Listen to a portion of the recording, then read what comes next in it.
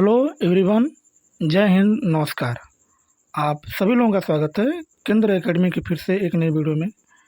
आज की वीडियो में हम लोग फ्रेंड्स पॉलिटी से जितने भी प्रश्न बन सकते हैं या यूपी ट्रिपल सी के द्वारा जितने भी प्रश्न पूछे गए हैं उन सभी प्रश्नों को आज हम लोग इस सेशन में डिस्कस करेंगे। इसलिए चैनल पर पहली बार आए हो तो चैनल को सब्सक्राइब कर लीजिएगा, बेल आइकन को दबा दीजिएगा और अपने दोस्तों को शेयर कर दीजिएगा फ्रेंड्स। यह पेट की दृष्टिकोण से काफ़ी इंपॉर्टेंट है। इसलिए आज का जो हमारा टॉपिक है फ्रेंड्स, आज हम लोग किसके बारे में चर्चा करेंगे तो भारतीय संविधान एवं लोक प्रशासन। भारतीय संविधान एवं लोक प्रशासन से जितने भी प्रश्न पूछे गए हैं उनको हम लोग इस सेशन में डिस्कस करेंगे। ठीक है, तो चलिए शुरू करते हैं। एक बार प्लीज़ सेशन को लाइक कर दीजिएगा और जब पूरा सेशन देख लीजिएगा तो कम से कम ऐसे ग्रुप में ज़रूर शेयर कर दीजिएगा। ठीक है, तो चलिए शुरू करते हैं। आज का जो हमारा पहला प्रश्न है कि इसमें भी हम लोग उन टॉपिकों को देखेंगे जो सीरियल वाइज देखा जाएगा। जैसे आज का जो हमारा इसमें हम लोग क्या पढ़ेंगे तो भारतीय संविधान की कुछ मुख्य जो विशेषताएं हैं उनके बारे में देखा जाएगा। ठीक है, तो चलिए पहला प्रश्न हमारा है, इसमें देखेंगे हम लोग क्या लिखा है। भारतीय संविधान को माना गया है, क्या माना गया है तो ऑप्शन ए की बात करेंगे तो संघीय, बी की बात करेंगे तो एकात्मक, सी की बात करेंगे संसदीय और डी की बात करेंगे तो रूप विधान में संघीय और भावना में एकात्मक। इसके उत्तर की बात करेंगे फ्रेंड्स तो इसका जो राइट ऑप्शन हो जाएगा ऑप्शन नंबर डी, यानी भारतीय संविधान को क्या माना गया है तो ये जो है रूप विधान में संघीय है और भावना में क्या है एकात्मक है, इसलिए इसको माना गया है। ठीक है, चलिए इसमें देखिए क्या लिखा है। इसमें भारतीय संविधान को रूप विधान में संघीय और भावना में जो है एकात्मक माना गया है। इस प्रकार भारतीय संविधान को अर्धसंघात्मक संविधान भी कहा जाता है ना। तो भारतीय संविधान को हम लोग किस नाम से जानते हैं तो अर्धसंघात्मक संविधान भी उनको कहा जाता है। ठीक है, आगे नेक्स्ट जो प्रश्न है, भारत में संविधान दिवस कब मनाया जाता है। ऑप्शन ए की बात करेगा तो 26 नवंबर, बी की बात करेगा तो 25 नवंबर, सी की बात करेगा 15 अगस्त और डी की बात करेगा तो 2 अक्टूबर। इसके उत्तर की बात करेंगे तो फ्रेंड्स इसका जो राइट ऑप्शन हो जाएगा ऑप्शन नंबर ए, 26 नवंबर को जो है संविधान दिवस मनाया जाता है, क्योंकि इसी दिन जो है 26 नवंबर सन 1949 ईस्वी को जो है संविधान बन के पूरा तैयार हो गया था और इसको लागू कब किया गया था तो 26 जनवरी 1950 ईस्वी को। ठीक है, भारत में संविधान दिवस प्रत्येक वर्ष 26 नवंबर को मनाया गया जाता है। वर्ष 1949 में संविधान सभा द्वारा भारतीय संविधान को 26 नवंबर को अपनाया गया था, परंतु भारतीय संविधान 26 जनवरी 1950 से पूरे देश में क्या हो गया था, लागू हो गया था ना। तो भारतीय संविधान को कब जो है तैयार किया गया था तो 26 नवंबर सन 1949 ईस्वी को। लागू कब किया गया था तो 26 जनवरी सन 1950 ईस्वी को जो है पूरे भारत में जो है इसको जो है लागू कर दिया गया था। ठीक है, आगे नेक्स्ट जो प्रश्न है, भारतीय संविधान और अपने नागरिकों को किस समानता का वचन देता है, यानी किसकी मतलब वचन देता है। अभिव्यक्ति और विश्वास का, दूसरा हैसियत और अवसर का, तीसरा विचार और अभिव्यक्ति का, चौथा है डी अवसर और अभिव्यक्ति का। तो भारतीय संविधान जो है अपने नागरिकों को किसकी समानता देता है तो विचार और अभिव्यक्ति का जो है मतलब कि समानता सबको है, यानी कोई भी व्यक्ति विचार दे सकता है। ठीक है, सॉरी फ्रेंड्स, इसमें इसका जो राइट ऑप्शन हो जाएगा ऑप्शन नंबर बी हो जाएगा। क्या हो जाएगा, हैसियत और अवसर जो है इसका राइट ऑप्शन है। ठीक है, ये समान देता है सबको। चलिए देख सकते हैं हम लोग इसके बारे में क्या लिखा है। भारतीय संविधान अपने नागरिकों को सामाजिक, आर्थिक और राजनीतिक न्याय, विचार, अभिव्यक्ति, विश्वास और धर्म और उपासना की स्वतंत्रता, प्रतिष्ठा जिसको हम लोग हैसियत भी कहते हैं और अवसर की समानता प्रदान करता है ना। तो भारतीय संविधान ये जो अपने नागरिकों को जो है प्रदान करता है, इसलिए ऑप्शन नंबर बी जो इसका क्या है राइट ऑप्शन है। ठीक है, नेक्स्ट चौथा प्रश्न इसमें क्या लिखा है। भारतीय संविधान की प्रस्तावना का मूल उद्देश्य सुरक्षित करना है, यानी किसको सुरक्षित करना होता है, सभी व्यक्तियों के मौलिक अधिकारों को। ऑप्शन बी की बात करेंगे तो भारत के नागरिकों के मौलिक कर्तव्यों को। ऑप्शन सी की बात करेगा तो सरकारी कर्मचारियों की सेवा की सुरक्षा को। और डी की बात करेंगे तो व्यक्ति की गरिमा तथा राष्ट्र की एकता तथा अखंडता को। तो इसके उत्तर की बात करें तो इसका जो राइट ऑप्शन हो जाएगा ऑप्शन नंबर डी जो इसका राइट ऑप्शन है, यानी भारतीय जो संविधान होता है इसकी प्रस्तावना का जो मूल उद्देश्य क्या होता है तो व्यक्ति की गरिमा, राष्ट्र की एकता और अखंडता को क्या करना होता है, सुरक्षित करना होता है, इसलिए ऑप्शन नंबर डी क्या है इसका राइट ऑप्शन है। ठीक है, चलिए देखिए इसके बारे में डिस्कस क्या लिखा है। इसमें लिखा है कि भारतीय संविधान की प्रस्तावना का मूल उद्देश्य व्यक्ति की गरिमा तथा राष्ट्र की एकता अखंडता को सुरक्षित करना है। प्रस्तावना भारत को एक संप्रभु समाजवादी पंथ निरपेक्ष और लोकतांत्रिक गणराज्य घोषित करती है। ठीक है, आगे आगे जो हमारा 5वां प्रश्न है, क्या लिखा है? इसमें लिखा है कि भारतीय संविधान में सामाजिक समानता का अर्थ क्या होता है? केवल महिलाओं को समान अवसर। दूसरा, मौजूदा प्रणाली को संशोधित करने के लिए कोई प्रयास नहीं किया जाना चाहिए। सी की बात करेंगे तो शिष्ट वर्ग के प्रति पक्षपात। डी की बात करेंगे तो समाज के सभी वर्गों के लिए समान अवसर। इसके उत्तर की बात करें फ्रेंड्स, इसका जो राइट ऑप्शन हो जाएगा ऑप्शन नंबर डी। सामाजिक समानता का मतलब होता है कि समाज के जितने भी वर्ग है सबको क्या करना है, समान अवसर प्रदान करना है। ये इसका जो है मूल उद्देश्य है। ठीक है, देखिए इसके बारे में। भारतीय संविधान में सामाजिक समानता का अर्थ होता है समाज के सभी वर्गों के लिए समान अवसर, विकास के लिए समान अधिकार, सामाजिक वस्तुओं और सेवाओं तक समान पहुंच आदि को सुनिश्चित करने का जो है इसका मुख्य उद्देश्य होता है। ठीक है, आगे चलिए 6वां प्रश्न है, क्या लिखा है? भारत के संविधान की प्रस्तावना में निम्नलिखित में से किस प्रकार की स्वतंत्रता का उल्लेख नहीं है? ऑप्शन ए की बात करेगा तो विश्वास की स्वतंत्रता, बी की बात करेगा तो विचार की स्वतंत्रता, सी की बात करेगा तो आर्थिक स्वतंत्रता, डी की बात करेगा तो धर्म और उपासना की स्वतंत्रता। इसके राइट ऑप्शन की बात करें तो ऑप्शन नंबर सी जो इसका राइट ऑप्शन है, यानी आर्थिक स्वतंत्रता का जो है अधिकार नहीं है। ठीक है, चलिए देख सकते हैं हम लोग इसके बारे में। भारत के संविधान की प्रस्तावना में विचार, अभिव्यक्ति, विश्वास, धर्म और उपासना की स्वतंत्रता का उल्लेख मिलता है। इसमें कहीं भी आपको जो है आर्थिक स्वतंत्रता का उल्लेख नहीं मिलता, इसलिए ऑप्शन नंबर सी जो इसका क्या है, राइट ऑप्शन है। ठीक है, नेक्स्ट चलिए 7वां हमारा प्रश्न है, इसमें क्या लिखा है? इसमें लिखा है कि निम्नलिखित में से क्या भारतीय संविधान की मुख्य विशेषता नहीं है? ऑप्शन ए की बात करेगा तो लिखित संविधान और संविधान की सर्वोच्चता, बी की बात करेगा तो शक्तियों का वितरण, सी की बात करेगा तो प्रतिबद्ध न्यायतंत्र, डी की बात करेगा तो अर्धसंघीय संरचना। इसके उत्तर की बात करें फ्रेंड्स, इसका जो राइट ऑप्शन हो जाएगा ऑप्शन नंबर सी। प्रतिबद्ध न्यायतंत्र जो है ये भारतीय संविधान की जो है विशेषता नहीं है। ठीक है, चलिए देखिए इसके बारे में। लिखा है कि स्वतंत्र न्यायपालिका की स्थापना भारतीय संविधान की एक महत्वपूर्ण विशेषता है, न कि प्रतिबद्ध न्यायतंत्र। विकल्पगत अन्य सभी विशेषताओं जो है भारतीय संविधान से जो है संबंधित है। ठीक है, नेक्स्ट 8वां प्रश्न है, क्या लिखा है? निम्नलिखित में से कौन सी भारतीय संविधान की मुख्य विशेषता नहीं है? लिखित और विस्तृत संविधान, द्विस्तरीय सरकार, एकल नागरिकता और सार्वभौमिक मताधिकार। इसके उत्तर की बात करें फ्रेंड्स, इसका जो राइट ऑप्शन हो जाएगा ऑप्शन नंबर बी। द्विस्तरीय सरकार जो है ये भारतीय संविधान की जो है विशेषता नहीं है, इसलिए ऑप्शन नंबर बी क्या इसका राइट ऑप्शन है। ठीक है, देखिए इसके बारे में। संविधान के आरंभ में द्विस्तरीय सरकार की व्यवस्था थी, वह संघीय शासन व्यवस्था की मुख्य विशेषता थी। 73वें और 74वें संविधान संशोधन के लागू होने के उपरांत अब संविधान में त्रिस्तरीय सरकार, केंद्र सरकार, राज्य सरकार और स्थानीय स्तर की व्यवस्था है। अतः इस प्रश्न का जो सही उत्तर हो जाएगा ऑप्शन नंबर बी हो जाएगा। ठीक है, आगे नेक्स्ट जो प्रश्न है, क्या लिखा है इसमें? ईस्ट इंडिया कंपनी ने किस वर्ष में कोलकाता में सर्वोच्च न्यायालय की स्थापना की थी? ऑप्शन ए की बात करेगा तो 1757, बी की बात करेगा तो 1965, सी की बात करेगा तो 1773, डी की बात करेगा 1792। फ्रेंड्स इसकी बात करेंगे तो इसमें जो है ऑप्शन में कोई मिलान, मतलब ऑप्शन ही कोई नहीं इसमें दिया है जिसका राइट ऑप्शन होगा, इसलिए इसको जो है स्टार लगा के छोड़ दिया गया था। ठीक है, चलिए देखिए इसमें क्या लिखा है। 1773 के रेगुलेटिंग एक्ट के तहत कलकत्ता में सर्वोच्च न्यायालय की स्थापना के लिए 26 मार्च सन 1774 ईस्वी को द लेटर्स ऑफ पेटेंट्स जारी किया गया था ना।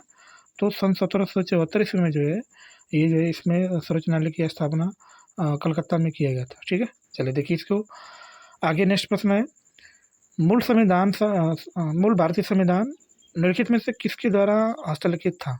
ऑप्शन ए की बात करेगा तो बाल साहेब गंगाधर खेर, बी की बात करेगा तो डॉक्टर BR अम्बेडकर, सी की बात करेगा तो विजय लक्ष्मी पंडित, डी की बात करेगा तो प्रेम बिहारी नारायण रायजादा।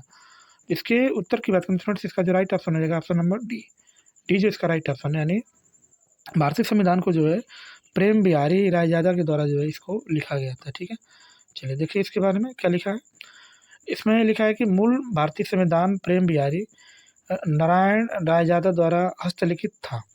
प्रेम बिहारी नारायण राजादा का जन्म एक कायस्थ परिवार में सन 1901 ईस्वी में हुआ था। ठीक है, नेक्स्ट। आगे जो हमारा नेक्स्ट प्रश्न है, क्या लिखा है, निम्नलिखित में से किसको संविधान की आत्मा के रूप में जाना गया है? ऑप्शन ए की बात करेगा तो प्रस्तावना, बी की बात करेगा तो मूल अधिकार, सी की बात करेगा तो राज्य के नीति निर्देशक तत्व, डी की बात करेगा तो राष्ट्रीय ध्वज। ऑप्शन नंबर ए जो है इसका राइट ऑप्शन है, यानी प्रस्तावना को जो है संविधान का आत्मा कहा जाता है। क्या कहा जाता है? संविधान का आत्मा। ठीक है, देखिए इसके बारे में क्या लिखा है। भारतीय संविधान निर्माण सभा के एक सदस्य पंडित ठाकुरदास भार्गव ने कहा था कि प्रस्तावना संविधान का एक अति मूल्यवान भाग है। यह संविधान की आत्मा है, यह संविधान की कुंजी है तथा यह एक ऐसा यंत्र है जिससे संविधान को मापा जा सकता है। क्या कर सकते हैं हम लोग? इसको माप सकते हैं। ठीक है, नेक्स्ट प्रश्न है, कैबिनेट मिशन योजना के तहत गठित अंतरिम सरकार का गठन किसने नेतृत्व किया था? ऑप्शन ए की बात करेगा तो डॉक्टर राजेंद्र प्रसाद, बी की बात करेगा तो जवाहरलाल नेहरू, सी की बात करेगा तो सरदार वल्लभ भाई पटेल, डी की बात करेगा तो राजगोपालचारी। इसके उत्तर की बात करें तो इसका जो राइट ऑप्शन हो जाएगा ऑप्शन नंबर बी जो इसका राइट ऑप्शन है। यानी कैबिनेट मिशन जिस समय सरकार का गठन किया गया था उस समय नेतृत्व जो है पंडित जवाहरलाल नेहरू जी को जो है बनाया गया था प्रधानमंत्री भारत का। ठीक है, चलिए देखिए इसके बारे में क्या लिखा है। इसमें लिखा है कि कैबिनेट मिशन योजना के तहत गठित अंतरिम सरकार की घोषणा 24 अगस्त सन 1946 ईस्वी को की गई थी। वायसराय इसमें कार्यपालिका का पदेन आवश्यक था, जबकि पंडित जवाहरलाल नेहरू को उपाध्यक्ष तथा उपसभापति बनाया गया था। ठीक है, आगे नेक्स्ट 13वां प्रश्न हमारा क्या लिखा है।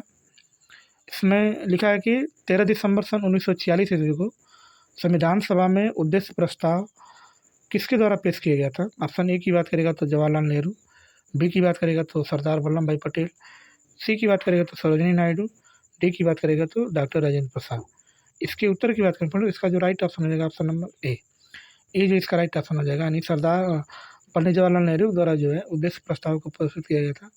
कब किया गया था? तो 13 दिसंबर को प्रस्तुत किया गया था। ठीक है, 13 दिसंबर सन 1946 ईस्वी को संविधान सभा में उद्देश्य प्रस्ताव जवाहरलाल नेहरू द्वारा क्या किया था? पेश किया गया था। ठीक है, आगे 14वां प्रश्न है।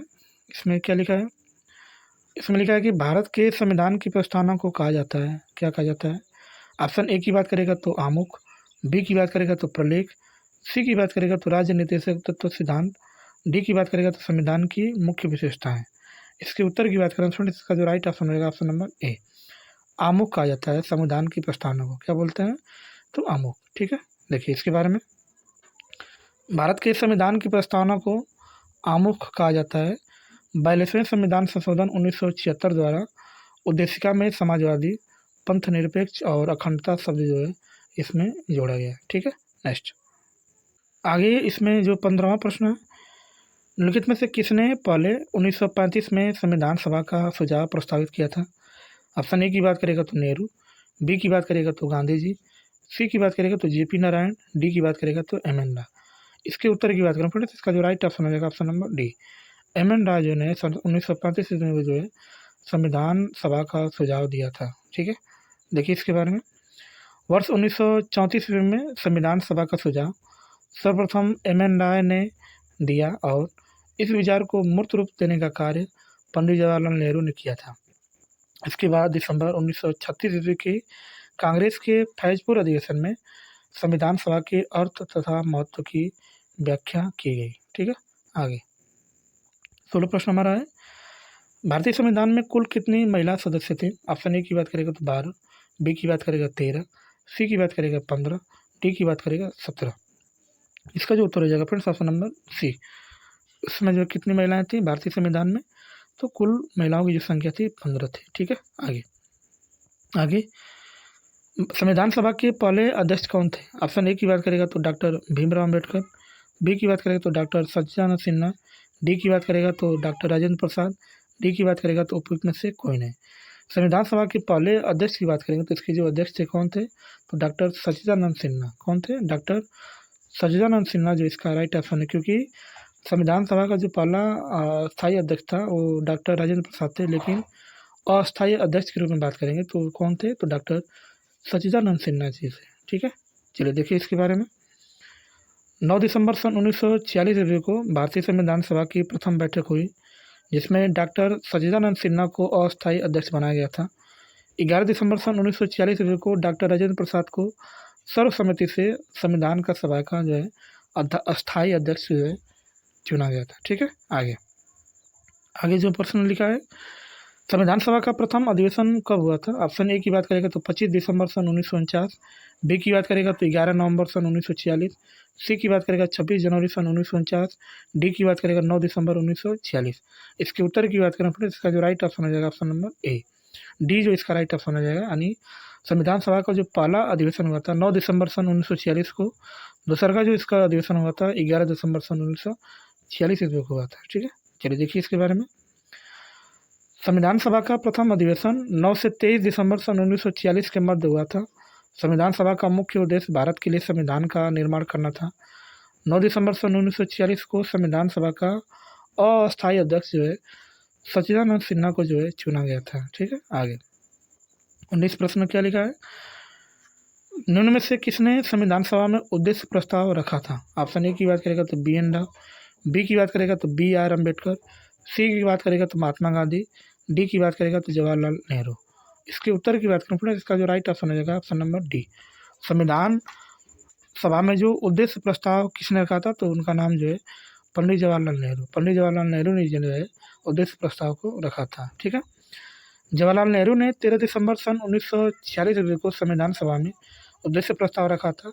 22 जनवरी सन 1947 ईस्वी को जो है संविधान सभा द्वारा इसको क्या कर दिया था, पारित किया गया था। ठीक है, नेक्स्ट चलिए क्वेश्चन नंबर 20 की बात करेंगे। संविधान सभा की अल्पसंख्यकों की उप समिति के अध्यक्ष का नाम बताइए। उस समय उपाध्यक्ष कौन थे जो इसमें संविधान सभा बनाई गई थी। तो इसमें बात करेंगे तो option number A Alladi Krishnaswamy Iyer, B की बात करेंगे तो बी पट्टाभी सीताराम अय्यर, सी की बात करेंगे तो एच सी मुखर्जी, डी की बात करेंगे तो के एम मुंशी। इसके उत्तर की बात करें फ्रेंड्स, इसका जो राइट ऑप्शन है ऑप्शन नंबर सी, संविधान सभा के अल्पसंख्यकों की उप समिति के जो अध्यक्ष थे उनका नाम क्या था, एच सी मुखर्जी था। क्या नाम था, एच सी मुखर्जी। ठीक है, चलिए देखिए इसके बारे में डिस्कस। संविधान सभा ने संविधान के निर्माण में संबंधित विभिन्न कार्यों को करने के लिए कई समितियों का गठन किया। इनमें से 8 बड़ी समितियां थीं तथा कुछ छोटी।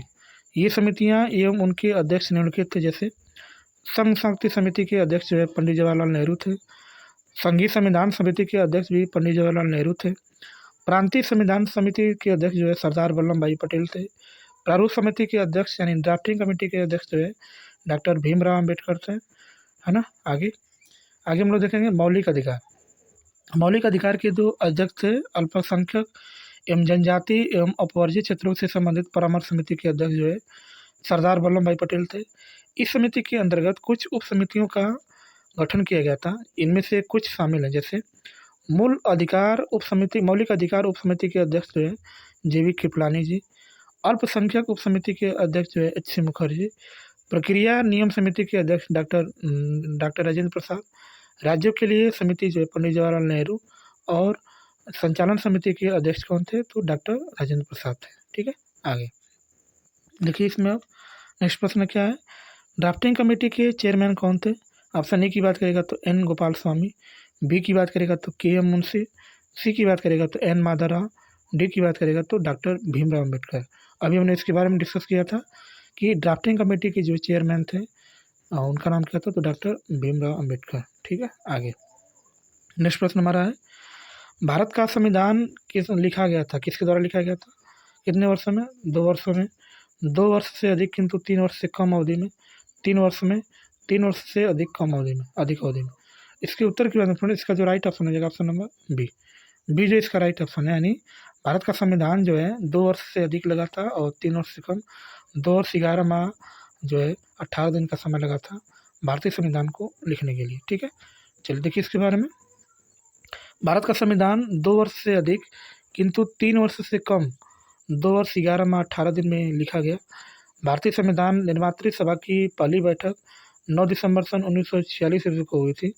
भारतीय संविधान को 26 नवंबर सन 1949 ईस्वी को संविधान निर्मात्री सभा द्वारा अपनाया गया था, जबकि 26 जनवरी सन 1950 ईस्वी को भारतीय संविधान जो है पूर्णतः क्या कर दिया गया था, तो लागू कर दिया गया था। ठीक है, आगे 23 प्रश्न हमारा है, क्या लिखा है? भारत का संविधान संविधान सभा द्वारा में अपनाया गया था, 26 जनवरी 1950 को लागू हुआ था। ऑप्शन ए की बात करेगा तो 29 अक्टूबर 1949, बी की बात करेगा तो 22 दिसंबर 1949, सी की बात करेगा तो 26 नवंबर 1949, डी की बात करेगा 3 जनवरी 1950।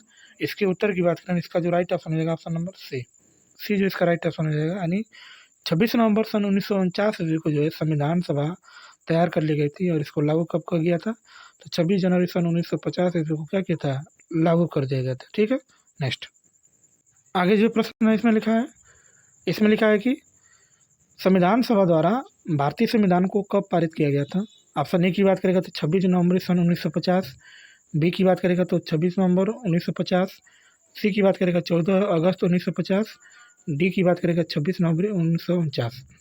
इसके उत्तर की बात करेंगे तो इसका जो राइट ऑप्शन है ऑप्शन नंबर डी, 26 नवंबर सन 1949 ईस्वी को जो है संविधान सभा जो है पारित किया गया था। ठीक है, आगे नेक्स्ट प्रश्न हमारा है, इनमें से कौन सा कारक नहीं है जो भारतीय संविधान के निर्माण में योगदान देता है। ऑप्शन ए औद्योगिक क्रांति, बी की बात करेंगे ब्रिटेन में संसदीय लोकतंत्र, सी की बात करेंगे रूस में समाजवादी क्रांति, डी की बात करेंगे अमेरिका में अधिकारों का विधेयक। इसके उत्तर की बात करें तो ऑप्शन नंबर ए जो इसका राइट ऑप्शन है, यानी औद्योगिक क्रांति जो है भारतीय संविधान में जो है ये लागू नहीं होता है। ठीक है, चलिए देख सकते हैं हम लोग इसके बारे में डिस्कस क्या लिखा है। भारतीय संविधान में निर्माताओं ने संविधान के निर्माण के लिए संयुक्त राज्य अमेरिका, यूनाइटेड किंगडम और कई अन्य देशों के संविधान का गहन अध्ययन किया है। जो भी प्रावधान उन्हें भारतीय परिस्थितियों का अनुकूल लगा उन्हें भारतीय संविधान में शामिल कर लिया गया। जैसे ब्रिटेन की संसदीय समिति व्यवस्था, संयुक्त राज्य अमेरिका के मूल अधिकारों का विधेयक, पूर्व सोवियत संघ के समाजवादी क्रांति का प्रभाव और भारतीय संविधान का जो है अस्पष्ट परिलक्षित होता है। इसी तरह फ्रांसीसी क्रांति के प्रमुख नारे समानता, स्वतंत्रता और विश्व बंधुत्व की संकल्पना का प्रभाव भी भारतीय संविधान पर दिखाई देता है। तो स्पष्ट है कि भारतीय संविधान के निर्माण में औद्योगिक क्रांति का जो है कोई योगदान नहीं था। ठीक है फ्रेंड्स, तो फ्रेंड्स हमने जो है पॉलिटिक्स से जो है लगभग 25 प्रश्नों को देखा था जो पेट के एग्जाम के दृष्टि से काफ़ी इंपॉर्टेंट है। तो चैनल पर पहली बार होंगे तो चैनल को सब्सक्राइब जरूर कर लें, बेल आइकन को दबा दें ताकि वीडियो बने तो तुरंत आपको नोटिफिकेशन प्राप्त हो जाए। ठीक है, मिलते हैं नेक्स्ट क्लास में ऐसे ही शानदार प्रश्नों के साथ। तब तक के लिए बाय और जय हिंद फ्रेंड्स।